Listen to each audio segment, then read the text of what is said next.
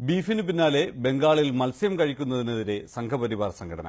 ഭഗവാൻ മഹാവിഷ്ണുവിന്റെ അവതാരമാണ് മത്സ്യമെന്നും അത് കഴിക്കുന്നത് കുറ്റകരമാണെന്നുമാണ് ഓൾ ഇന്ത്യ ഫിഷ് പ്രൊട്ടക്ഷൻ കമ്മിറ്റിയുടെ നിലപാട്. ഭഗവാൻ മഹാവിഷ്ണുവിന്റെ ആദ്യത്തെ അവതാരമാണ് മത്സ്യം. മത്സ്യം കഴിക്കുന്നത് ദൈവത്തെ കഴിക്കുന്നതിന് തുല്യമായതിനാൽ മത്സ്യഭക്ഷണം ഉപേക്ഷിക്കണമെന്നും ഇത് ലംഘിക്കുന്നവരെ തങ്ങൾ കൈകാര്യം ചെയ്യുമെന്നും അഖിലേന്ത്യാ മത്സ്യസംരക്ഷണ സമിതി പറയുന്നു. സോഷ്യൽ മീഡിയയിലൂടെ കഴിഞ്ഞ 6 മാസങ്ങളിലായി മത്സ്യസംരക്ഷണ സമിതി ഈ പ്രചാരണം സജീവമാക്കിയിരിക്കുകയാണ്. ബംഗാൾ ജീവിതത്തിന്റെ മുഖ്യഘടകമായ മത്സ്യഭക്ഷണത്തിനെതിരെയുള്ള സംഘപരിവാർ മുന്നേറ്റത്തിനെതിരെ പ്രതിഷേധം ഉയർന്നു കഴിഞ്ഞു. ബംഗാളിൽ ബഹുഭൂരിപക്ഷം ജനങ്ങളും ഉപയോഗിക്കുന്ന വിഭവത്തിനെതിരെയുള്ള നീക്കം സംഘപരിവാറിന് ഗുണം ചെയ്യില്ലെന്ന് എഴുത്തുകാർ പറയുന്നു. മത്സ്യവും ടാഗോറിന്റെ കവിതയുമാണ് ബംഗാളിന്റെ രുചികൾ. അവയ്ക്ക് നേരെയുള്ള നീക്കം ബംഗാളിൽ വിലപ്പോവില്ലെന്ന് എഴുത്തുകാരൻ ദേവ്ധർ ചൌധരി പറഞ്ഞു. രവീന്ദ്രനാഥ് ടാഗോറിനെ വില കുറച്ചു കാണാനുള്ള പരിവാർ ശ്രമത്തെക്കുറിച്ച് ചൌധരി പറയുന്നു.